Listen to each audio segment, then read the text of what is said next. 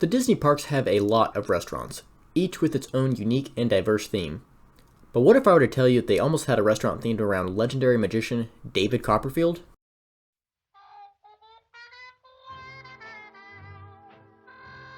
In 1996, Disney announced plans for the Copperfield Magic Underground in Hollywood Studios. The restaurant would be themed as his magic workshop, featuring props that had been used in his shows covering the walls, along with live magic shows.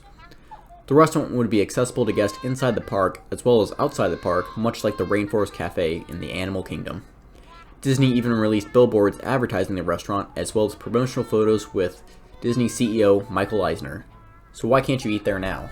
The story of this magical restaurant venture begins in 1995 when David Copperfield partnered with Glenn Tolman, a Chicago entrepreneur and venture capitalist, and an Indiana insurance company, Conseco, to form Late Night Magic.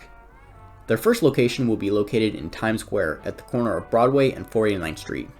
The restaurant will include a 30,000 square foot dining room filled with oddities such as a life-size replica of the Statue of Liberty's torch and a 2,000 square foot retail shop. The outside of the restaurant would feature a 45-foot figure to stand guard at the entrance, flanked by a pair of 18-foot gas torches and a neon light show every hour. Unfortunately, problems began to surface when construction began in 1996. The foundations for the restaurant were started before the final plans had been approved. This meant that halfway through the construction, structural and cosmetic altercations drove the cost past the initial $20 million budget. Another problem was that David retained creative control over the project, despite the fact that he didn't contribute any finance to the project, but instead gave his name. He refused to approve anything unless it met his standards, so that his reputation wouldn't be damaged. This created a rift between him and the other owners of Late Night Magic, who simply wanted to open the restaurant in order to start generating some revenue to offset the now $38 million bill. Tensions only escalated when Tolman approached rival magician Mr. Burton, the featured performer at the Monte Carlo Casino in Las Vegas, to replace David as the face of the restaurant. Construction came to an abrupt halt in January of 1998, when the restaurant was approximately 85% finished.